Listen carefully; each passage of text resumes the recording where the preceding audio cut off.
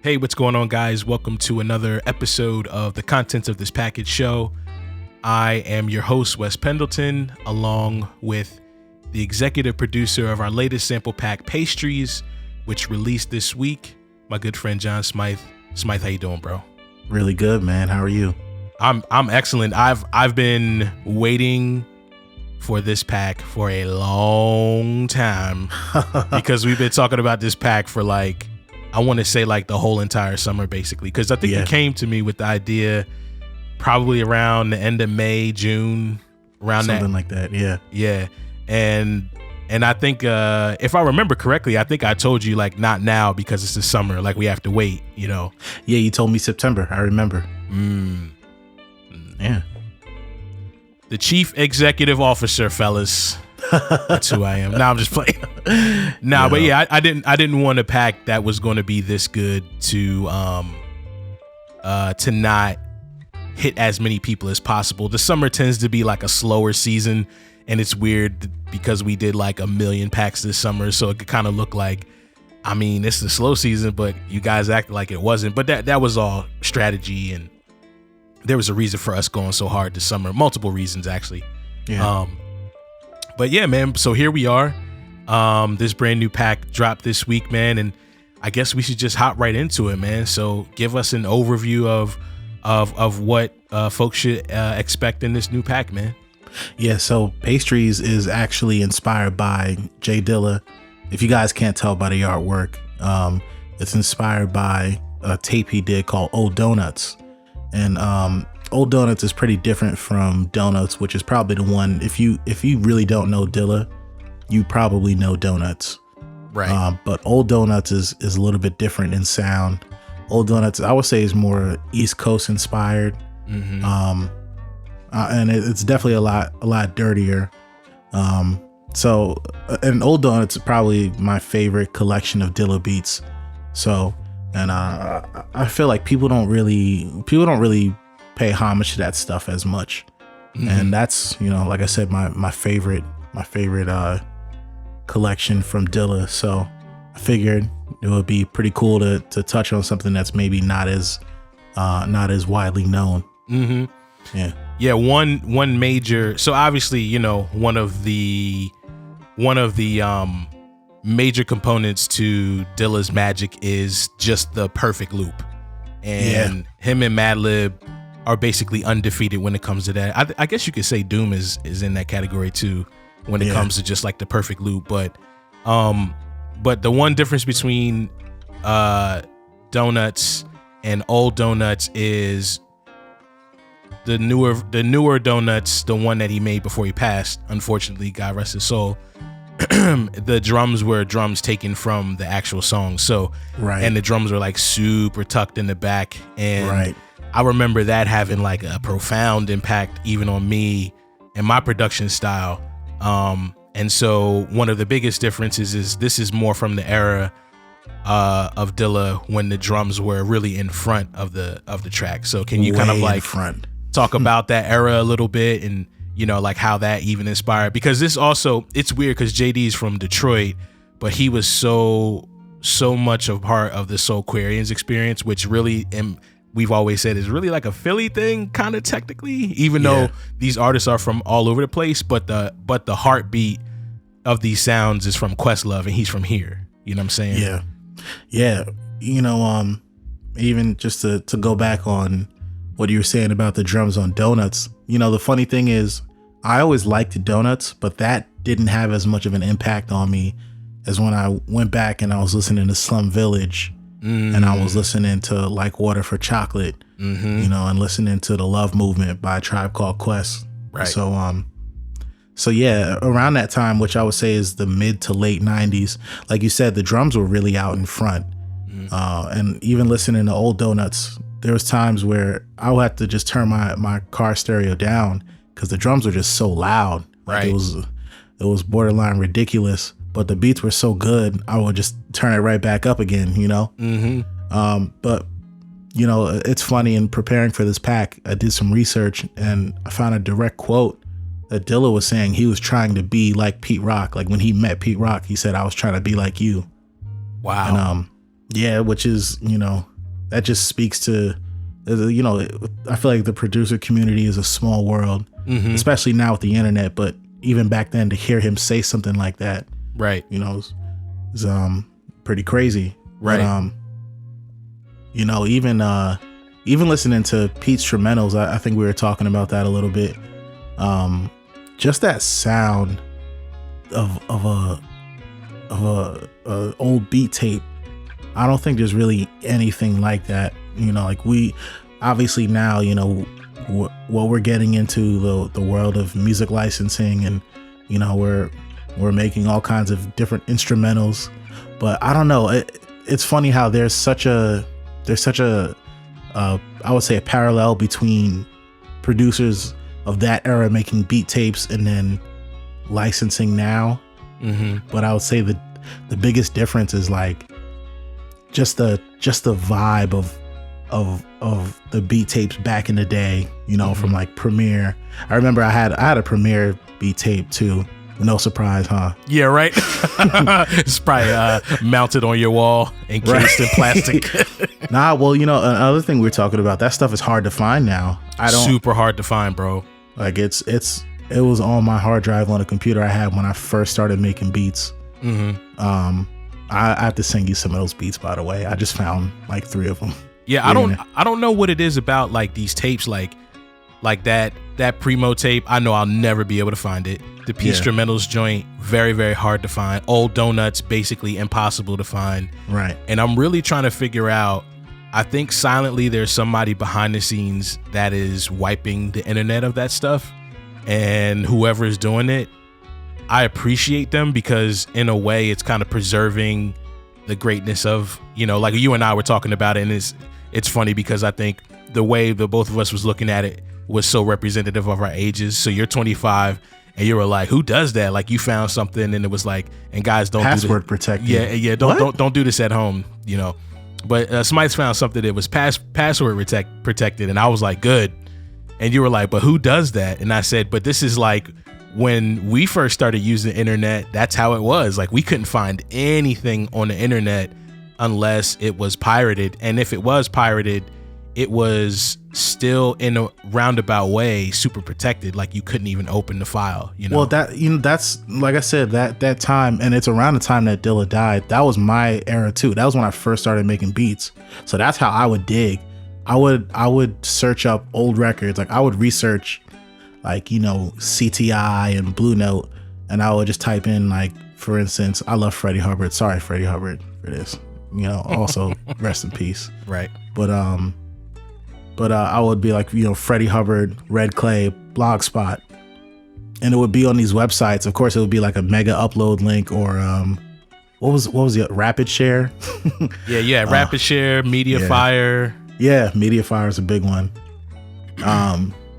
Now it's only WeTransfer and Dropbox. Those are the only 2 I use now, which is funny. But all that stuff will be sometimes it will be password protected. Right. And it's annoying because I'm not going to go back to a random Blogspot link. But I think that speaks to like my instant gratification. I was like 13? Right. 14 at that time. And I was like 27. Right. Yeah, exactly. So yeah, that's, it's funny how that kind of thing goes. But that was around the time I found Old Donuts. And I started researching like Slum Village, all this stuff. It's funny, it felt, when I was researching it in 2006, 2007, it felt old, but it really had only happened, 6 years, 10 years before that time, like the mid 90s and then into the 2000s. But yeah, like that era, it was just, it felt like everything was done for the love of it. And that's something that I can really feel when I listen to Old Donuts, when I listen to, like we said, the Peace Instrumentals, when I listen to Alchemist had one too. I think I had that. Man, what happened to all of these? Yeah, I mean, but that's what I'm saying. It's like, and you and I were talking about it pretty extensively. The thing I loved about it was just beats. Like what happened to just liking beats? You know what I'm saying? Yeah. Not doing all these, dropouts and breakdowns and all that stuff. I don't want to hear that. I just want to hear the beat, you know what I'm saying? And it's so funny that this pack is coming out and how we're quietly about to really jump like headfirst into John Stockton.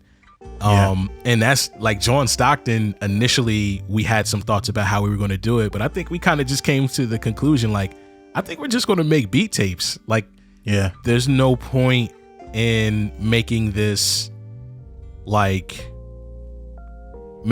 any more extra than it needs to be. Is it beats? Yes. Is it good? Yes. End of discussion, and people can listen to it. Like, you know what I'm saying? Yeah. That's I mean, I feel like that's where we all came from. It's just, I feel like beat tapes are just so different, man. I mean, producers are so different. I think that's the point of John Stockton, and even this pack, Pastries. Obviously Pastries is reviving a sound, but I think overall we're reviving a feeling and just a way of going about things, you know? Yeah, definitely. Yeah, and I mean, you know, before we jump into, you know, the styles of this project and stuff like that, one thing you were talking about, Pete Rock, one of the things that I'm loving right now, you and I were talking, I think 2 or 3 days ago, and I was saying how when the streaming revolution started, you know, people were like really worried, and I was one of those people that were like, this is actually a good thing because it technically kind of like evens out the playing field in a way. And what you're starting to see now is you're starting to see the fruit of that. So, it's anytime something new comes around, there's like, you know, people don't know what they're doing. It's new, you know what I'm saying? You're trying to figure it out. And so now it's kind of like figured out across the board. Yeah. By both the majors and independent artists. And the best part about independent artists figuring this out is that producers and artists are really starting to see that this is the perfect time if you have a really nice niche size audience to actually put music out. So the fact that Gangstar record just came out, like, that wasn't by accident. I wasn't surprised by that. I was just like, this is the perfect time to put stuff like that out. You know what I'm saying? Yeah. Where you'll be able to gain momentum and get more ears and eyes from a younger audience, people that might not necessarily have known who Guru is. You know what I'm saying? Some people might know who Primo is, but they might not know who Guru is. You know what I'm saying? You know, Guru died kind of right before streaming blew up. Was it like 2009? Yep. That's crazy. But anyway, so, you know, you have the Gangstar record that came out. You got Pete Rock and Skyzoo. They just released a new record a couple weeks ago. Ghostface has a new record that came out.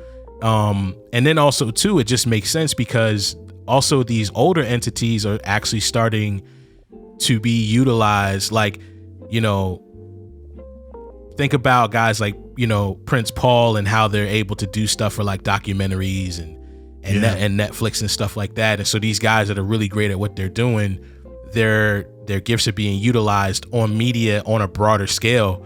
So it makes sense for a Ghostface record to come out because the Wu-Tang series that was on Hulu just came out like a month, 3 weeks ago or something like that. Right. So like the buzz is high. So it's just perfect time for stuff like this, man. And you know, I think that the timing for us to even venture into doing this pack was great. And also I'm glad that this pack was really more inspired by the Dilla before people outside of the music industry knew who he was. You know what I'm saying? Where he really was more of like the gem amongst the music community. And, you know, if you did music really well, you absolutely knew who Dilla was. Right. And if you were a super fan, you know, like us, we knew who Dilla was. But like, you know, a lot of these cats, these new young kids, and, you know, God bless them, they know Dilla because of Donuts and because he died. You know what I'm saying? Mm-hmm. So the fact that you were drawing your main inspiration from, you know, late 90s Dilla, early 2000s Dilla, you know, is really dope. Yeah. You know, one more thing. I don't want to get too far off. Sure. But just in thinking about, you know, a lot of these older artists dropping music, I think it's really cool to see, you know, like Ghostface and Wu-Tang and RZA, you know, like they're making their way, like they're staying relevant outside of hip hop, outside of music, and still making music. You know, and there's, you know, older artists like Noriega, who, you know, he has that, was the Drink Champs. Yeah. The show. I just can't help. I don't like the feeling of the fact that I feel like my generation and younger should sort of, in a way, kind of like be still lifting up these older artists who paved the way. You know, I mean, it's obviously like, you know, everybody's gonna make their money the way they have to, you know, and everybody's gonna stay relevant how they have to. I just think it's a little corny. There's sort of like still a separation between the younger generation and the older generation. You know what I mean? I mean, that's always going to be there though, just because young people are disrespectful naturally. You know what I'm saying? But you know what? I still feel like, and maybe this is just me making this up, but I feel like, what was it, 10, 15 years ago, you would see older artists still making music with younger artists. And that's how the younger artists would be known. You know what I mean? Or like vice versa. But I feel like that doesn't happen anymore. Right. Maybe it's me. But I feel like the last time, like obviously J. Cole and Gangstar is. Oh my gosh. Best guest verse of the year. You think so? Oh yeah, man. Yeah, he's man. That dude is like, and I don't know if you saw, but he said like that's going to be his last guest verse, and I'm kind of like, hey, if you're going to go out into the sunset, that's the guest verse that you drop. Yeah, nah, J. Cole, I mean, the reason why I say is the best of the year, because I feel like every feature that J. Cole has done this year since 21, you know, the record A Lot, has been like amazing. Yeah, but this one was different. You know what I'm saying? Yeah. So let's jump into where we're like literally already 20 minutes in. Yeah. Let's jump into the style and, you know, basically how you put this together, man. Yeah. So this pack was actually kind of in some ways difficult because I really wanted to make sure I emulated his process as accurately as I could. So a lot of times, mostly if you guys have seen how I do things, usually I start with the bass. I always start with the bass. For some of these loops though, I wanted to start with the guitar, or kind of like the main instrument that would be sort of the sample portion of his production. So like if you listen to Dilla, there's obviously like it's like a three-part thing. There's the sample, there's the drums, and then there's the bass. So I really wanted to make sure the sample itself, so that this would be probably like the acoustic guitar, the nylon guitar, and the pianette. I wanted to make sure that was interesting on its own, and that the melodies and the chords felt like a sample. And then I wanted to play the bass last. So that was difficult in some ways, and then other ones I started with the bass and did the process how I usually do it. So that's really how it went for most of the loops. When is the video content coming out? Because I think you guys can really see how I'm getting these tones. I don't know if I want to give away too much of it here or. No, I mean you can definitely talk about, because this is definitely coming out after the pack is live, so you're good. Okay, yeah. So a big part of the sound of Pastries is the bass. So the bass tones is a lot of analog processing.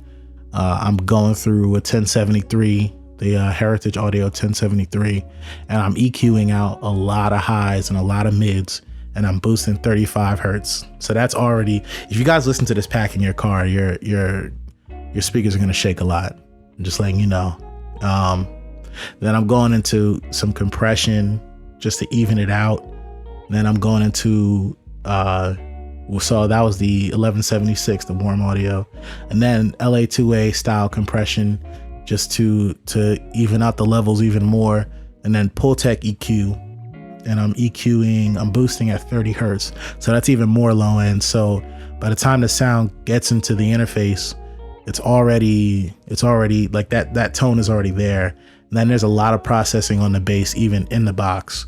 So there's more compression. There's a low pass filter, I think down to like 100. No, it was like 300, something like that. Basically getting out all of the highs that I can. And I think, and there's a little bit of saturation. So between the analog processing and the in the box processing, the bass is just this completely new thing. It almost sounds like a key bass, like a synth bass, but it's just all sub.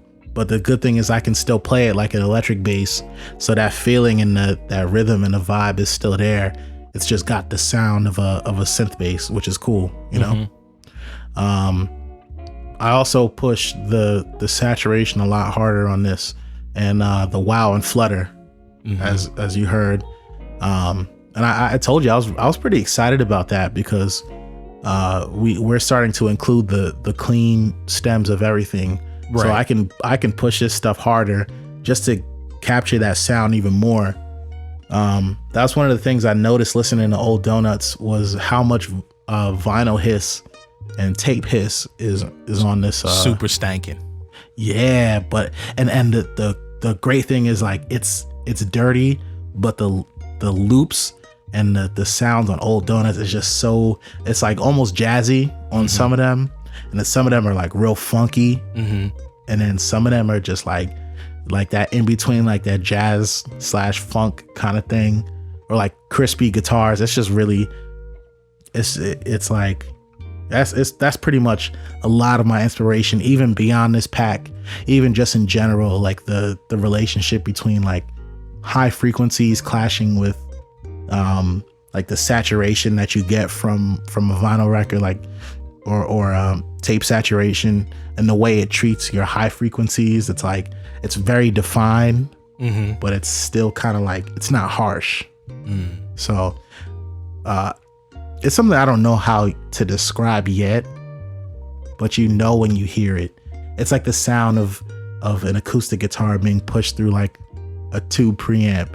So it has that smoothness, but it's still defined. You know what I mean? So that's something I was going for with this pack. So yeah. What's the balance like with this one as far as like keys and guitar? I mean, you're a guitar player first. Yep. So I'm guessing it's pretty guitar heavy with this pack. It's guitar heavy. You know, I would say it is guitar heavy, but it's half and half.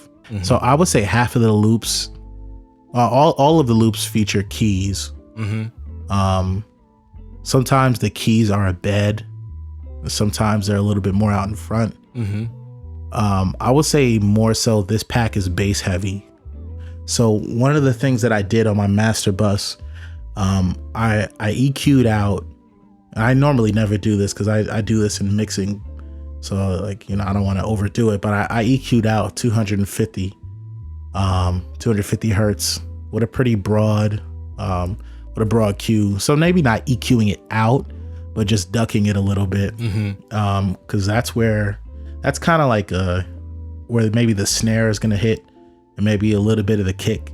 And I would say a lot of Dilla's beats at that time, they weren't low, mid, heavy. There wasn't a lot of mud there, and it was actually really clean.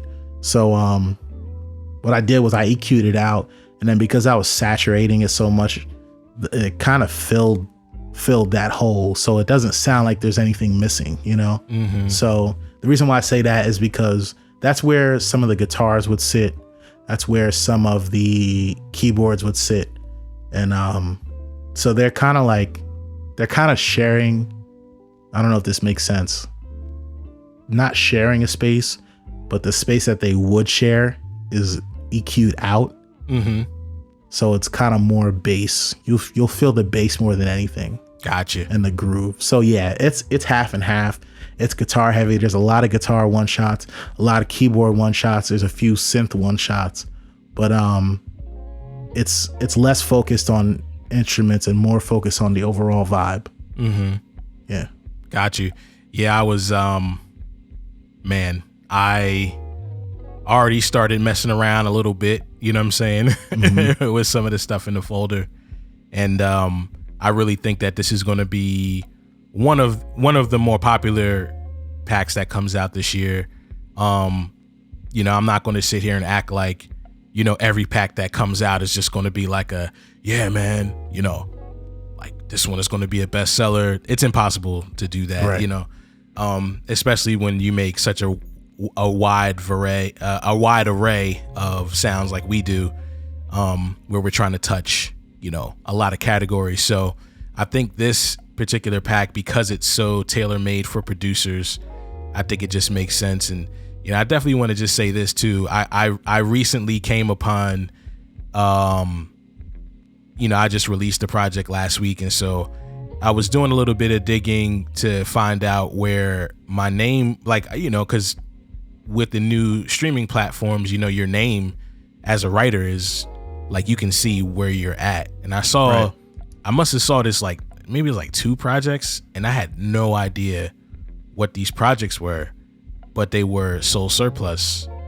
They were Soul Surplus samples. And when I say that this person literally just put drums on top of the loops, and it's just like, guys, and then credited me as a writer. I was just like, come on, man. Like, if like we don't mind looping, but it's like, you got to get like a little more creative than that. Like, at least pitch it up or something. Like, it's, yeah, if it's like the same exact BPM and you're throwing drums on it, it's just like, what's the purpose of even doing that? You know what I'm saying? Yeah.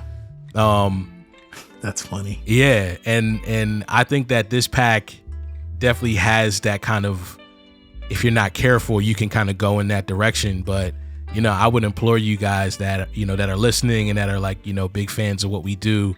You know, we make these packs so that you guys can kind of take them and kind of do your own thing with them. We know they sound good as is, and sometimes you just can't help yourself. Shoot, I mean, there's times where I can't help myself. You know what I'm saying? Yeah, same here. But at least it's like, if I'm doing it, there's like super filter.